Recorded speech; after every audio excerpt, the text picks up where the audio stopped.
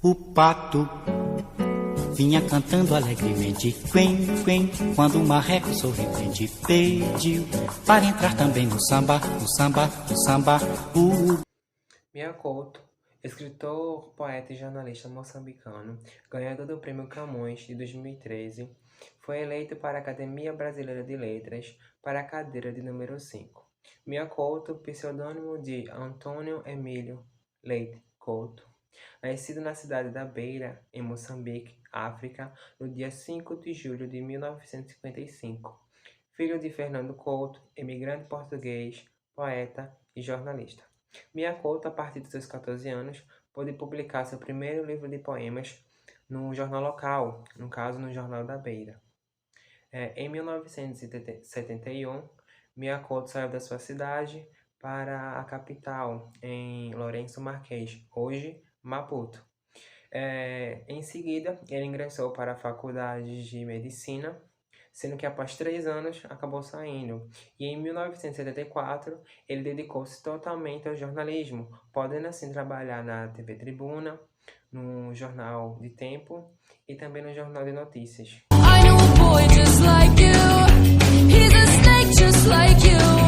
Em 1983, Mia Couto publicou seu primeiro livro, Raízes de Orvalho. Em 1985, ele abandonou sua carreira como jornalista e ingressou na Faculdade de Biologia na Universidade Eduardo Condlane e se especializou em ecologia.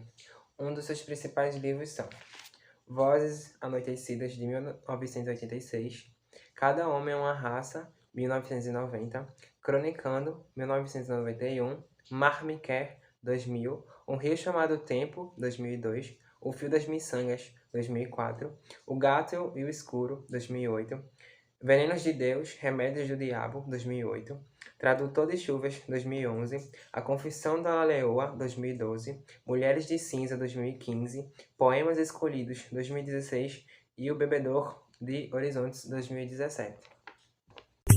Se eu fingir e sair por aí na noitada, me acabando de rir. Se eu disser que não digo e não ligo que fico, só vou aprontar. É que eu sango direitinho, assim bem miudinho, cê não sabe. O Fio das Miçangas é um livro composto por 29 contos com histórias pequenas. Na leitura, consideramos que a prosa e poesia entrelaçam-se, dando uma ideia de rima. De linguagem simples ao entendimento, o livro nos mostra a linguagem formal do dia a dia, mas como tema principal, observamos a agressão obstinada ao gênero feminino implantada pela sociedade machista e misógina moçambicana. É por isso que a leitura ela é feita por mulheres que relatam suas agressões, desapreços ou inseguranças. A vida é um colar, eu dou o fio, as mulheres dão as miçangas. São sempre tantas as miçangas. Trecho do conto O Fio e as Miçangas. É pau, é pedra, é o fim do caminho, é o resto de tudo. A miçanga todas vêm, ninguém nota o fio que, em colar vistoso, vai compondo as miçangas. Também assim é a voz do poeta, um fio de silêncio costurando o tempo. Observamos que o suspense está abstrato no conceito de que o autor vivencia apenas a observação e a escrita dos contos, deixando assim os outros elementos por conta da lírica, podendo, dessa forma, como eu lírico, criar palavras e dar-lhes significações para tal situação. Em vista disso, obtendo suspense. All I can ever be to you is the darkness that we know and this regret I got. Complicação: fazer com que o leitor sinta os gritos e gemidos metaforicamente tidos pelas personagens, e o sofrimento objetivado das mulheres moçambicanas está em relação com a complicação. Além disso, a subjugação, o rebaixamento, o incesto, a insegurança e também a aniquilação do sonho das mulheres dos contos fazem parte dessa entrava. What you drinking? Rum or whiskey? O conflito é visto entre as mulheres e seus respectivos agressores, de modo que elas se sintam acuadas em qualquer modo de contestação, Por exemplo, no conto A Saia Amarrotada, no seguinte trecho: lancei sim fogo sobre mim mesma. Meus irmãos acorreram, já eu dançava entre labaredas acarinhada pelas quenturas do enfim.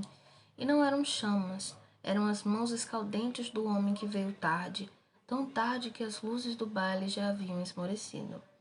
Bom, vemos a depreciação da sua imagem no decorrer desse conto, encarada pela desvalorização do homem por seu feitio, que acarretou no ocorrido. Ou seja, voltando para o início, o conflito foi conduzido pelo agressor para atingir a benfeitora. Não posso ficar nem mais um minuto com você. O clímax é pretendido pelas ações de reversão dos personagens que atingem um ápice de dramatização que no caso do conto Os Olhos dos Mortos, no trecho: ao ver a moldura quebrada e os vidros ainda espalhados pelo chão, Venâncio me golpeou com inusitada força. Pontapés cruzavam o escuro do quarto entre gritos meus: na barriga não, na barriga não. Bom, o fato da personagem ordenar que não batesse em sua barriga era por estar grávida. Em meio desse fenômeno de ataque com sua pessoa, o suposto pai descobre sua paternidade, que ainda era encoberta. E por consequência dos pontapés e socos, o feto se encontrava morto em seu saco gestacional, ou seja, a situação não tinha uma reversão, ocasionando assim apenas um fim.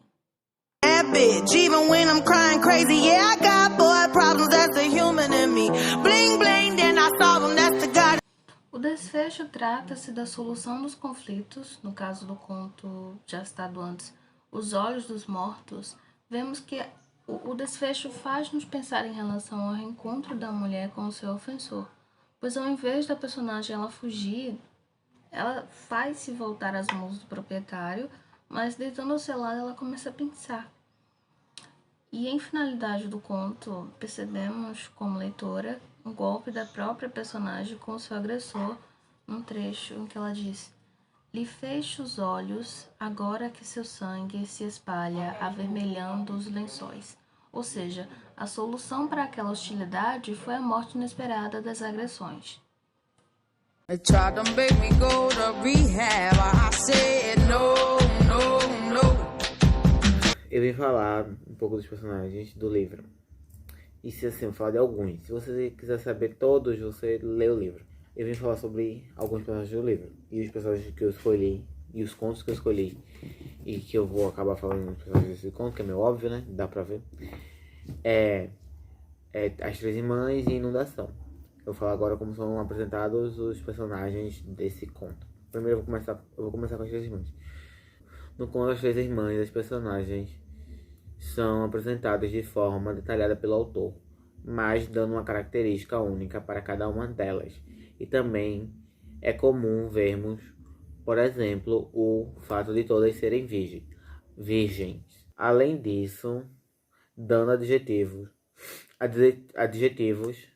a elas como rimadora mais velha, recetista, a do meio, bordadeira, a caçula, e destinando ao jovem que chega mais à frente da história, praticamente no final, o poder de atiçar o desejo mais puro das protagonistas, mas que logo em seguida é revelado um desejo de proteção por parte do pai das garotas, que procura guardá-las, do mal mundano. Proteção essa que já foi deixada clara no início do conto, entregando assim um final surpreendente. Já a Inundação, a abordagem do autor nesse conto é bem diferente, pois o conto anterior o autor deixa os personagens extremamente claros. Em Inundação é o contrário, ao menos no começo do conto, onde os personagens são deixados subentendidos, mas observando do meio para o final que há um destaque maior em um personagem que achamos que não teria todo esse ênfase. Agora eu falo sobre os protagonistas. Os protagonistas do conto As Três Irmãs são, exatamente, Gilda, a mais velha, que ama escrever e rimar, sendo a rimadora da casa, Flornela, que ama cozinhar e copiar as receitas que tinha. Desta forma, a cozinheira, a fã e a filha do meio, sendo a recetista, e a mais nova, Evelina, que passava o dia bordando, sendo bordadeira da casa, e o jovem que não tem nenhuma característica sua descrita. De organização são o filho e a mãe, em que não se tem quase nenhuma característica, sendo que subentendemos que provavelmente ele seria jovem e que a mãe é uma mulher sonhadora, persistente, e que mesmo que o marido tinha ido embora, continuava lamentando isso ao ponto de conseguir trazê-lo de volta. I think about all the time, think you may need all of mine. Hate to say, you know the love is blind. I'm about to see, I close my eyes. O Novo Padre. O conto se passa em uma vila bastante afastada de tudo e todos. Não havia muitos moradores e o clima predominante do local era o clima tropical. Outro cenário é a igreja, que era um lugar bastante simples e visitado principalmente por pessoas brancas. O homem e o peixe. O conto se inicia no terraço da protagonista, o meio se passa na sua mente e o final se passa no parque, mais especificamente na lagoa. A carta de Ronaldinho. O bar era um lugar bastante sujo e pobre. Não havia televisores, apenas o balcão sem apetrechos, algumas mesas e cadeiras, e o que havia na parede era um quadro pintado a carvão. O dono do cão do homem. O cenário consistia em ruas movimentadas e cheias de árvores, ruas desertas e escuras e o jardim público. Não vê, mas eu não posso deixar de dizer, meu amigo, que uma nova mudança em breve. O Novo Padre, tempo cronológico. Momentos antes, quando ainda cruzava a manhã para se encaminhar para os dominicais deveres, o português deu conta de que algo anormal se passava na pequena vila. Página 44, quarto parágrafo. O homem e o peixe, tempo psicológico. Fiquei vacilando enquanto, dentro de mim, ecoavam os rumores que descontavam em Josinaldo e seus descostumes. No bairro, todos acreditavam compreender o comportamento do exótico morador. Página 47, sexto parágrafo. A carta de Ronaldinho, tempo cronológico. A alegria de Filipão só podia ser medida em asas, tanto de céu eram seus brados. Sozinho no bar, o velho celebrava o golo da sua equipe. As pessoas passavam e olhavam pelo vidro Felipão aos saltos festejando vitórias, como um peixe dentro do aquário esperando que a vidraça afastasse a chegada do fim. Página 49, segundo parágrafo. Filipão chegava amanhã cedo, carregava no falso botão do inexistente aparelho e se sentava na habitual mesa, ao fundo da sala. Página 49, quinto parágrafo. O dono do cão do homem, tempo cronológico. Até que uma destas tardes, meu cão, o tal de Bonifácio, surgiu no horizonte do relvado. Vinha se arrastando pelo parque, tristonho como um outono. Quando me viu, a cauda quase se lhe desatou, em violentas pendulações. Correu em minha direção e, saltitonto, me lambuzou. Ele parecia tão contente que, por momentos, meu coração vacilou e meus olhos se inundaram. Página 52, quinto parágrafo. Logo temperar novo jovem, hoje é ativo e precisamos. É uma narração, porque se trata de um conto. E o trecho de um dos contos que eu vou citar agora, chamado Menino que Escrevia Versos, mostra exatamente isso. Serafina voltou à carga e desferiu uma chapada na nuca do filho. Não lembrava que o pai lhe dissera sobre sonhos? Que fosse sonhar longe. Mas o filho reagiu. Longe? Por quê? Perto. O sonho alejaria alguém? O filho teria sim receio de sonho. E riu-se acariciando o braço da mãe. No presente a mente, o corpo é diferente. E o passado é uma roupa que não nos serve mais. O livro de contos de Minha Couto, O Fio das Miçangas, tem no total 29 contos. e trazer aqui a análise separadamente de todos os contos que existem no livro é quase que uma missão impossível e daria um vídeo muito longo. Então, de uma forma geral, eu vou falar sobre o enredo que mais se excede dentro do livro. E com isso, antes de começar a falar sobre o enredo que mais se encontra no livro, eu vou ter que passar por 3 tópicos que possam existir dúvidas. O que é enredo? Quais são os tipos de enredo e como podemos identificá-los? Primeiro, o que é enredo? O que é esse tal enredo? Enredo, simplificando, é uma característica da narrativa que sucede a história e que dá ao personagem o poder de fazer ações na história de uma forma em locais específicos e até em tempos específicos. Então, basicamente, o enredo dá a opção de se mover ao personagem. E quais são os tipos de enredo? Temos os enredos não lineares, os lineares e os psicológicos. Vamos começar primeiro com os enredos lineares. Os enredos lineares são os mais comuns durante a leitura de um livro. Você pode encontrar textos lineares em basicamente uma grande variedade de livros, que é onde o livro tem a apresentação, a contextualização, temos o clímax e temos a finalização do livro. Ou seja, é uma sequência onde a ordem cronológica já está montada. E é muito comum em fábulas. Então, podemos identificar muitos textos lineares em fábulas. Os textos não lineares são os que mais atraem, por assim dizer, a atenção do leitor. Os textos não lineares, como o próprio nome diz, eles não têm uma ordem a ser seguida.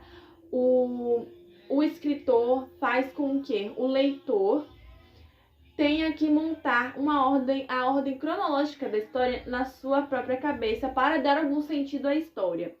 Então, os textos não lineares, eles já começam com o desfecho, eles dão a contextualização, eles dão a introdução e terminam com o desfecho novamente. Eles dão um gostinho de quero mais, eles dão a vontade do leitor descobrir a causa daquilo ter acontecido no início. Um dos exemplos de livros que podemos encontrar um enredo não linear é Memórias Póstumas de Brás Cubas. Memórias Póstumas de Brás Cubas. E em áreas cinematográficas a gente poderia achar um filme chamado Pulp Fiction, que também tem um enredo não linear. E para enredos psicológicos, como o próprio nome diz, enredos psicológicos, eles não deixam em evidência nenhuma informação como tempo ou local. Ele sempre se passa dentro do pensamento do personagem, do psicológico. Ele traz aquilo da emoção, ele traz aquilo do sentimento e ele traz aquilo do que o personagem está pensando, do que ele está sentindo naquele momento. E um fato é que uma escritora brasileira que mais usa o enredo linear, o enredo psicológico é a Clarice Lispector. E outra que não é brasileira é a Virginia Woolf. Clarice Lispector tendo uma grande... A Clarice Lispector, ela tem uma... A Virginia Woolf influencia muito as histórias de Clarice Lispector. Então, os contos psicológicos são mais encontrados nos textos e livros dela. Então, de ambas. Então, os textos psicológicos são basicamente isso. E a pergunta que não quer calar. Qual tipo de enredo nós encontramos nos contos em geral do Fio das Miçangas? Eu, particularmente, encontro o enredo linear, que é o conto que tem o início, meio e fim, sem embaralhar eles e sem nenhuma ou qualquer forma da gente ter que montar o texto na cabeça da gente. Então, os textos que prevalecem, o enredo que prevalece nos textos, nos contos, dentro deste livro são os não lineares.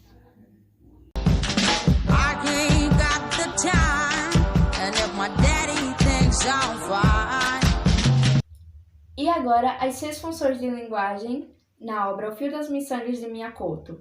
Começando pela função emotiva, que está na parte: sou um qualquer da vulgar raça humana, sem comprovado pedigree, e se tiver cabimento em jornal, será nas páginas de anúncios desclassificados. Essa parte está no conto O Dono do Cão do Onho, na página 51 e no 3º parágrafo. Temos também a função poética, que está na parte: a vida é tão cheia de luz que olhar é demasiado e ver é pouco. É por isso que fecho os olhos aos mortos. E é o que faço ao meu marido. Lhe fecho os olhos, agora que o seu sangue se espalha, avermelhando os lençóis.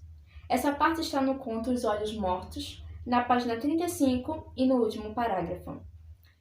Temos também a função conativa, que está na parte Não fale nunca mais isso, que está no conto O Rio das 4 Luzes, no 4º parágrafo, e é uma repreensão da mãe para com o seu filho.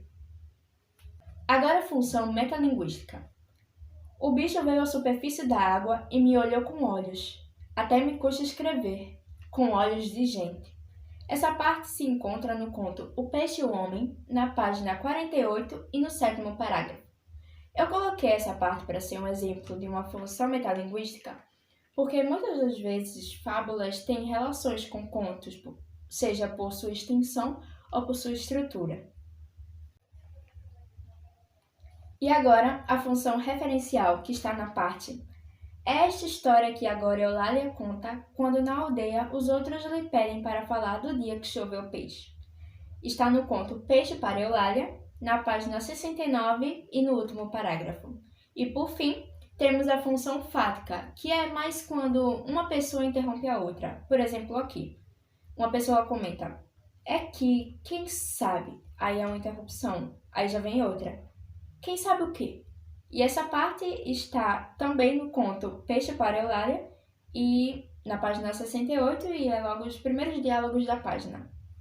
Agi por terror a me enganar, reproduzindo abuso da minha mente aflita. Figuras de linguagem são formas de expressões que destoam da linguagem simples ou denotativa. Elas dão ao texto um significado que vai além do sentido literal, portanto, assim permite uma plurissignificação do enunciado. A partir da nossa leitura, iremos mostrar 20 figuras de linguagem. Primeiro, a metáfora, ela é a porta que abre todas as restantes lembranças. Conto O Caçador de Ausências. Antítese. O menino entrou e meu pai saiu, o odiado avô. Sinestesia. Nesse instante escutei o canto doce de minha mãe. Conto Inundação. Comparação. Hoje será como todos os dias. Eu falarei junto ao leito, mas ele não me escutará. O sexto. Hipérbole. Sabe o que descobri? Que minha alma é feita de água. Não posso me desbruçar tanto, senão me torno e ainda morro vazia, sem gota. Natal Noite. Antítese. Seja esse o modo do meu amor se fazer eternamente nosso. Natal Noite. Paradoxo. Toda a vida acreditei, amor é os dois se duplicarem em um. Natal Noite. Paradoxo. Como avisava meu pai, ao final nem todo bicho é um animal. Mana Celulina e a Esfera Grávida. Eufemismo. Nem a chuva tem onde repousar, a cidade se foi, assemelhando a todas as outras. Meia culpa, minha própria culpa. Anáfora. O algarismo dizia toda a sua vida. Despegava às 6, retomava 6 irmãos, todos falecidos, 6 empregos, todos perdidos, e acrescentando um segredo, 6 amantes, todas atuais, meia culpa, minha própria culpa. Personificação. A despedideira a mulheres que querem seu homem seja o sol. O meu quero o nuvem, Natal noite. Catacrese. E disparou sobre o aterrado magistrado, mas sem ponto na mira, a bala socou os céus, sem rumo, uma questão de honra. Comparação. Ela mesma parecia um algodão doce, com seu vasto vestido de roda, toda em pregas rosaceias, o nome gordo de Isolda Ângela. Paradoxo. O ontem é muito longe para mim, minha lembrança só chega às coisas antigas, o fio e as miçangas.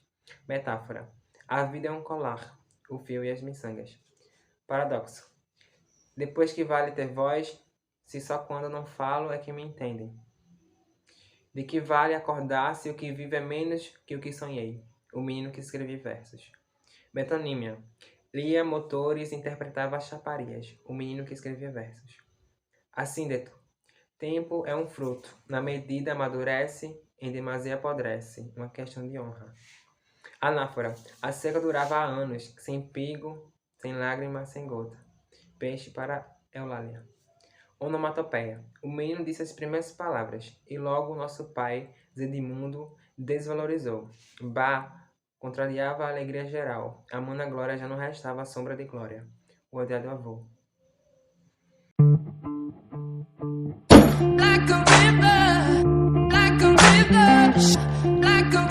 E agora um pequeno glossário com algumas palavras peculiares e sua classificação morfológica. No conto As Três Irmãs, temos a palavra versejava, que vem do verbo versejar, e está na página 6, no 5º parágrafo. No conto sexto, temos a palavra vertigem, é um substantivo feminino e está na página 11, no 3º parágrafo.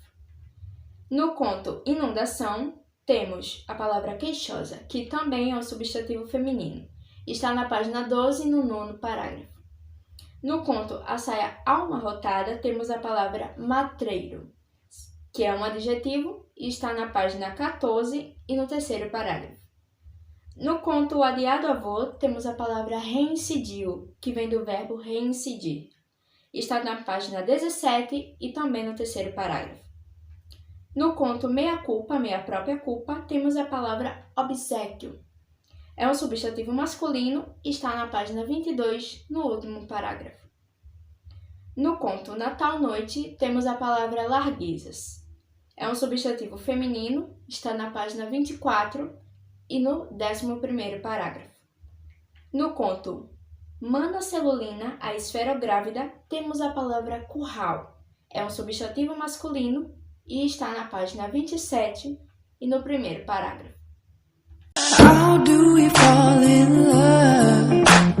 Harder than a bullet could hit you. E agora, alguns trechos da parte do clímax dos contos que eu fiz a análise. Temos em primeiro, do conto Natal Noite, que é a parte riso triste vai esvanecendo no rosto da mãe, enquanto Sidônio desaparece no fundo escuro da estrada. Está na página 25 e no 2º parágrafo. E agora, o do conto Saia Amarrotada, que é a parte lancei sim fogo sobre mim mesma. Meus irmãos ocorreram, já eu dançava entre labaredas, acarinhada pelas quenturas do enfim. Está na página 15 e no 6º parágrafo.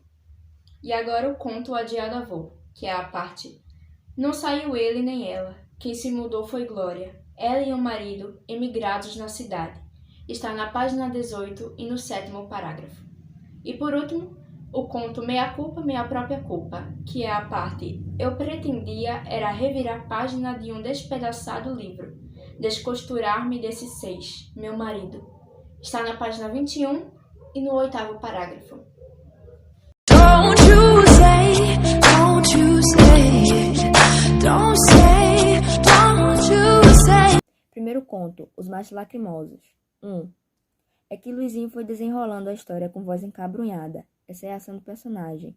Luizinho Capa Capa é um dos personagens de destaque nesse conto e ele foi em direção a um bar onde ele frequentava junto com seus amigos para relatar a morte de uma pessoa querida, de um personagem. 2. Capa cascateou-se em lembrava. Cascateou-se no sentido de que ele chorou ao relatar o que havia acontecido. 3. Escutando-se o suave soluçar da rapaziada. Essa é a ação dos outros personagens que também frequentavam um bar e se sentiram ressentidos por conta do que havia acontecido. 4. Seus homens inexplicavelmente se revelavam mais delicados e atenciosos. Essa é a ação das esposas desses personagens que perceberam a mudança de seus maridos após eles terem perdido aquela pessoa que era importante para eles. Segundo conto, O Rio das Quatro Luzes. Primeiro, a mãe puxou pelo braço em repreensão. Essa foi a ação da mãe em relação à atitude do filho. 2. Não fale nunca mais isso. Novamente, uma ação da mãe. 3. Calou-se guardando em si. Reação do filho. 4. Ainda olhou o desfile com inveja. A reação do filho em relação ao que estava acontecendo ao seu redor. 5. O menino suspeitou. Nunca o pai lhe dirigira um pensamento. Essa é uma demonstração da ausência do pai na vida do personagem. 6. O homem avançou uma tosse solene, anunciando a seriedade do assunto. A ação do pai querendo informar sobre o erro do filho em questão de alguns pensamentos.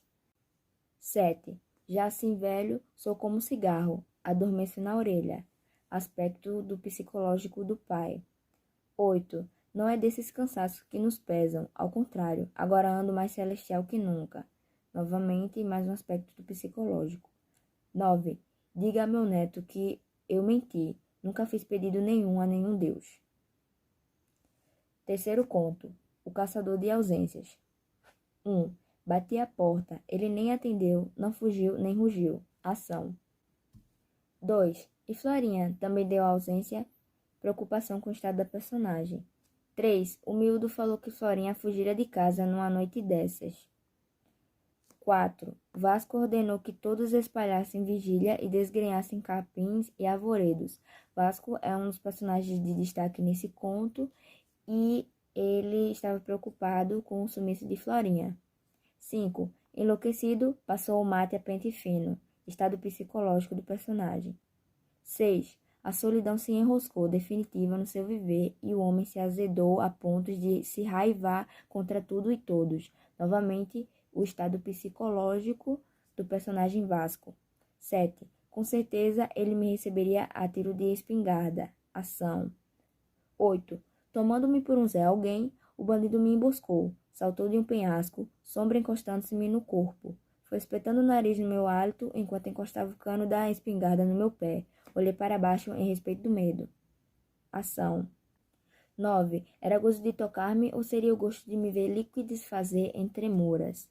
Essa era a ação do personagem Vasco ao medo de ter caído em uma emboscada. 10. Corajoso é o que esquece de fugir? Pois imóvel fiquei até que se escutou o formidável rugido, clamor de cavernosos dentes. Ação, novamente, do personagem. 11. O bandido, tomado de susto, disparou em seu próprio corpo. Ação do bandido. 12. Mas eu já me desencadeara dali, correndo tanto que os quilômetros se juntaram às léguas. Ação do Vasco. 12. Mas eu já me desencadeara dali, correndo tanto que os quilômetros se juntaram às léguas. Ação do personagem. 13. Focinhando em meu rosto estava o leopardo. Minha alma caiu de joelhos, me entreguei ao meu próprio fim. 14. Olhei seus olhos e estremeci até as lágrimas. Novamente, mais uma ação. Quarto e último conto, enterro televisivo. 1. Dela se esperava mais ajustado desejo, um ensejo solene de tristeza, um suspiro anunciador do fim, aspecto psicológico da personagem. 2. O padre Luciano se esforçou por disciplinar a multidão, ele que representava a ordem de uma só voz divina. Com uns tantos berros e ameaças, ele reconduziu a multidão ao silêncio, aspecto psicológico e ação do personagem. 3. E prometeram à velha que não precisava de um outro aparelho, que eles iriam passar a visitá-la, nunca mais a deixariam só. Ação dos personagens que prometiam algo que eles mesmos não cumpriam para a personagem. Quarto e último, ninguém a escutou, porém quando se inclinou sobre a terra e disse baixinho: Hoje é você a ligar, Cicrano. Você ligue que eu já vou adormecendo. Ação.